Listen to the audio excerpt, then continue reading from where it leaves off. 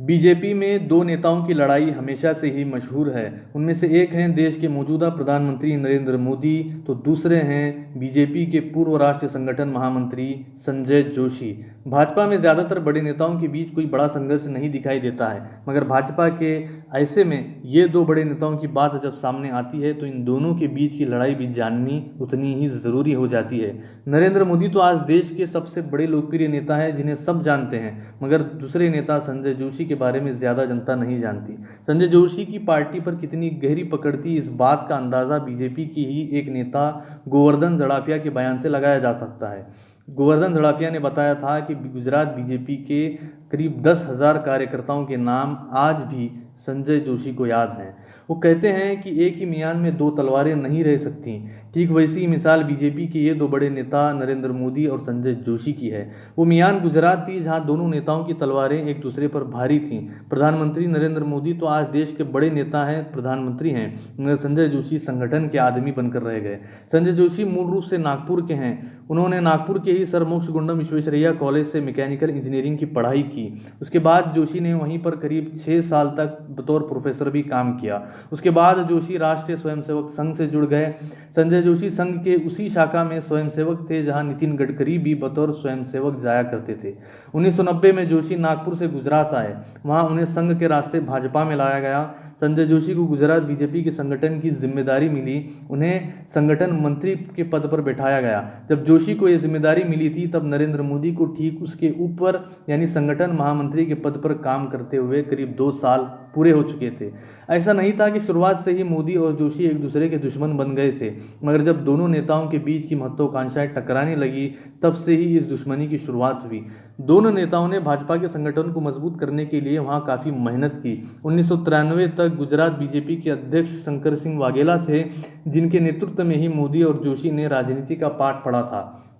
1995 में पहली बार गुजरात में बीजेपी की सरकार बनी। मुख्यमंत्री के पद के लिए केशुभाई पटेल और शंकर सिंह वाघेला दोनों का नाम सामने आया। नरेंद्र मोदी और संजय जोशी दोनों ने ही केशुभाई पटेल का साथ दिया और वो गुजरात के मुख्यमंत्री बन गए। उसके अगले ही साल शंकर सिंह वाघेला ने बीजेपी में बगावत कर दी। इस बगावत को शांत करने के लिए पार्टी में एक समझौता हुआ और उस समझौते के मुताबिक नरेंद्र मोदी को गुजरात से दिल्ली भेजा गया, जहां उन्हें राष्ट्रीय महासचिव पद की जिम्मेदारी मिली। उसके बाद संजय जोशी को उनकी जगह यानी मोदी की जगह गुजरात भाजपा का संगठन महासचिव बनाया गया।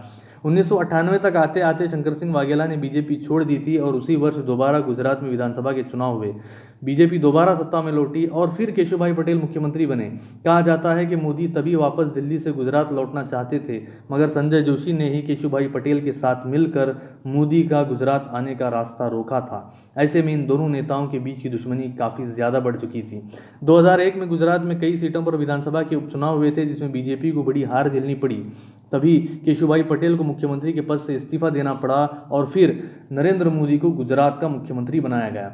संजय जोशी को गुजरात से दिल्ली भेजा गया, जहां दिल्ली में संजय जोशी को बहुत बड़ी जिम्मेदारी दी गई, जिसके तहत उन्हें बीजेपी के राष्ट्रीय संगठन महासचिव के पद पर बैठाया गया।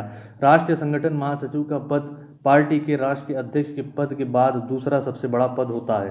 तभी से नरेंद्र मोदी को यह हमेशा डर सताता रहा कि कहीं जोशी मोदी का दिल्ली दरबार में रास्ता न रोक दें और राष्ट्रीय स्तर पर उनका कद बढ़ने ही न दें।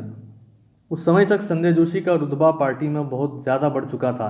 वो संजय जोशी ही थे जिन्होंने 2005 में जिन्ना प्रकरण के बाद लाल कृष्ण आडवाणी से इस्तीफा मांग लिया था। लाल कृष्ण आडवाणी उसी समय बीजेपी के राष्ट्रीय अध्यक्ष भी थे।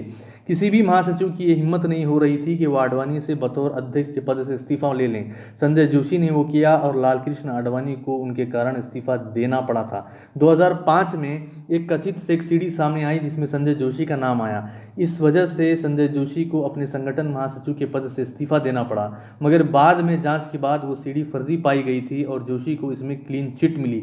इस सीडी को प्लांट करने का आरोप नरेंद्र मोदी पर लगा था। इसी के बाद दोनों नेताओं के बीच की दुश्मनी की खाई इतनी गहरी हो गई कि दोनों नेता एक दूसरे को बाद में देखना तक पसंद नहीं करते थे। जब नितिन गडकरी को राष्ट्रीय अध्यक्ष के पद पर की जिम्मेदारी मिली बीजेपी में, तो दोबारा संजय जोशी बीजेपी में लौटे और उन्हें भी बहुत बड़ी जिम्मेदारी मिली। उन्हें 2011 में उत्तर प्रदेश का बीजेपी का प्रभारी बनाया गया। 2012 के विधानसभा चुनाव में नरेंद्र मोदी यूपी में प्रचार के लिए नहीं गए क्योंकि वहां संजय जोशी बतौर प्रभारी थे। 2012 में बीजेपी बुरी तरह से यूपी में हार गई। इसके बाद जून 2012 में बीजेपी की मुंबई में राष्ट्रीय कार्यकारिणी की बैठक बुलाई गई थी। इसी बैठक में नरेंद्र मोदी ने जोशी के इस्तीफे की मांग की और वो इसी मांग पर अड़ गए और अपने इस्तीफे देने तक की धमकी दे डाली। ऐसे में नरेंद्र मोदी के दबाव के कारण संजय जोशी को राष्ट्रीय कार्यकारिणी से इस्तीफा देना पड़ा था और फिर बाद में उन्हें पार्टी भी छोड़नी पड़ी। इन सारे घटनाओं के बाद नरेंद्र मोदी बीजेपी के सबसे बड़े नेता बन गए और वहीं संजय जोशी संगठन के आदमी बनकर रह गए।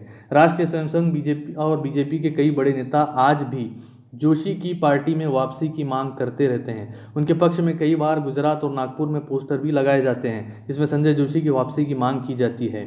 दिल्ली में बैठे कई बीजेपी के बड़े नेता और कई बड़े वरिष्ठ पत्रकार ये मानते हैं कि नरेंद्र मोदी संजय जोशी से डरते हैं, आज भी डरते हैं, क्योंकि अगर संजय जोशी की पार्टी में वापसी होती है तो बीजेपी में मोदी के खिलाफ बड़ी बगावत करा सकते हैं।